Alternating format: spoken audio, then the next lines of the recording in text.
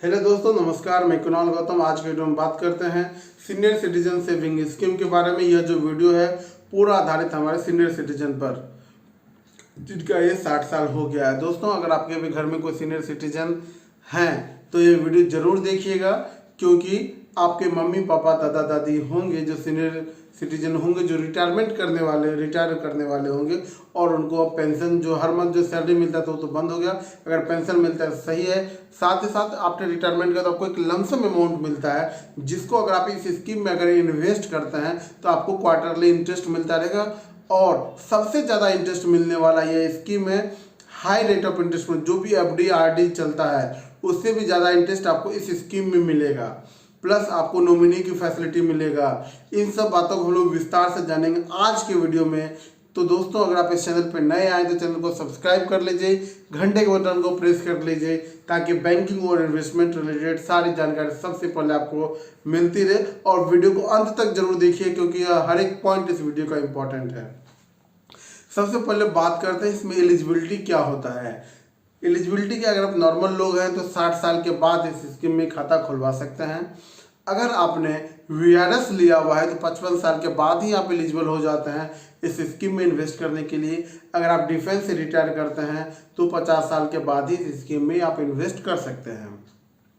बात करते हैं इसका जो अकाउंट हम लोग अपने पोस्ट ऑफिस और बैंक कहीं भी आप जाके खुलवा सकते हैं। जो भी आपके नियर बाय हो वहाँ पे जाइए, जो भी बैंक हो, चाहे वो बैंक ऑफ बड़ौदा हो, एसबीआई हो, पीएनबी हो, एक्सिस हो, एचडीएफसी हो, हर बैंक में ये फैसिलिटी है। आप वहाँ पर जाके सीनियर सिटीजन सेविंग स्कीम खुलवा सकते हैं। डॉक्यूमेंट के रूप में आपको पैन कार्ड, आधार कार्ड और मोबाइल नंबर, ये 3 डॉक्यूमेंट आपको लगता है स्कीम में आप खुलवा सकते हैं। इन्वेस्टमेंट की बात किया जाए तो इस स्कीम में मिनिमम इन्वेस्टमेंट आप 1000 रुपया और मैक्सिमम इन्वेस्टमेंट आप 15 लाख रुपए तक आप कर सकते हैं। आपका जो टोटल इन्वेस्टमेंट होगा 15 लाख ही होगा। आप चाहे 1, 2, 3, 5 जितने भी बैंक में करवाइए, टोटल इन्वेस्टमेंट आपका 15 लाख ही हो सकता है। जितना चाहे आप उतना ये सीनियर सिटीजन सेविंग स्कीम में इन्वेस्ट कर सकते हैं। जब हम लोग इन्वेस्ट करते हैं इसमें जो आपको बेनिफिट का इंटरेस्ट आपको क्वार्टरली मिलता जाएगा। हर क्वार्टर में 3-3 महीने पे आपको इंटरेस्ट इसमें मिलता रहेगा। इसमें बात करें रेट ऑफ इंटरेस्ट की, अभी गवर्नमेंट ने जो रेट ऑफ इंटरेस्ट बढ़ा के 8% कर दी, जो सबसे ज़्यादा अभी तक मिलने वाले में है, जो 1 जनवरी 2023 से एप्लीकेबल है, जो कि आपको इस स्कीम में मिलता है। बात करिए ये जो अभी स्कीम होता है, टोटल ये 5 ईयर का इसमें लॉक इन होता है। 5 साल तक आपको इसमें पैसा जमा करना है। हर क्वार्टर आपको इसमें इंटरेस्ट मिलता रहेगा। साथ ही साथ अगर बात करते हैं जब 5 साल पूर्ण गया तो उसके बाद कहते हैं आप चाहे तो इसको 3 साल के लिए इसको एक्सटेंड भी कर सकते हैं।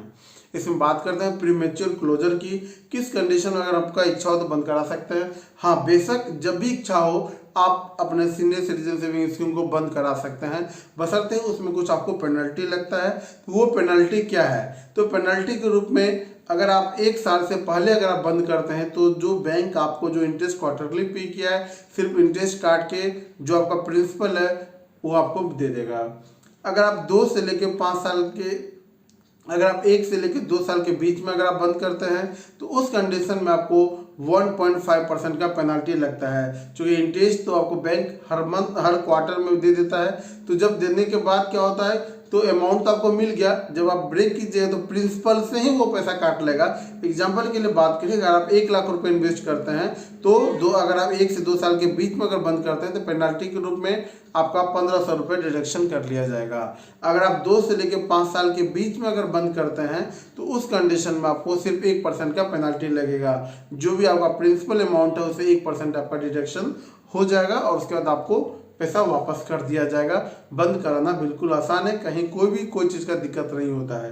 कुछ बातें जो आपको इसमें ध्यान देने वाली बात है कि आपको जो इस स्कीम में जो इंटरेस्ट होने वाला इनकम हो या टोटल इनकम जो भी आपने अभी तक इन्वेस्टमेंट किया है, एफडी हो, आरडी हो, रेंटल हो, जो भी इनकम अगर आपको इंटरेस्ट इनकम हो रहा है, अगर वो 50,000 से ज़्यादा अगर होता है तो आप अपने बैंक में 15G जो फॉर्म होता है उसको 15G 15H को जरूर भर लीजिएगा, ताकि आपका जो टैक्स डिडक्शन में कटता है वो ना कटे, उससे आप बच सके। एक जो और फैसिलिटीज में क्या है, इसमें TDS इनेबल होता है।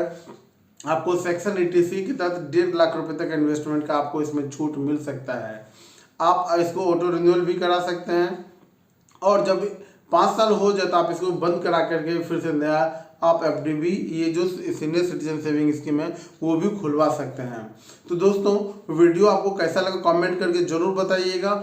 और एक चीज़ अब हम लोग देखते हैं इसमें 1 लाख रुपए जमा करने पर आपको कितना इंटरेस्ट मिलता है, 5 लाख रुपए जमा करने पर आपको कितना क्वार्टरली इंटरेस्ट मिलेगा, और मैक्सिमम जो 15 लाख रुपए जमा करते हैं तो वो इंटरेस्ट आपको कितना मिलेगा। इन सब बातों को देखने के लिए चलिए हम लोग आगे चलते हैं। दोस्तों सीनियर सिटीजन सेविंग स्कीम का कैलकुलेटर हम लोग ओपन करते हैं। यहाँ पर 1 लाख रुपए देने के बाद देखते हैं 8% के रेट ऑफ इंटरेस्ट से 5 साल के लिए जब करते हैं टोटल इंटरेस्ट आपका 40,000 बनता है, जिसमें क्वार्टरली आपको 2,000 रुपये मिलेगा और टोटल लीजिए तो 1,40,000 आपको मिलेगा। हर क्वार्टर में आपको 2,000 रुपये मिलेगा। अब हम लोग आगे देखते हैं यहाँ पे कि ये जब यही हम लोग जब 5 लाख रुपये जमा करते हैं तो आपको कितना मिलता है, कैलकुलेट करते हैं। जब लोग 5 लाख रुपए जमा करते हैं तो क्वार्टरली इंटरेस्ट जो आपको 10,000 रुपये मिलेगा और टोटल 2 लाख रुपए आपका बनता है। और जब हम इसको टोटल 15 लाख अगर कर देते हैं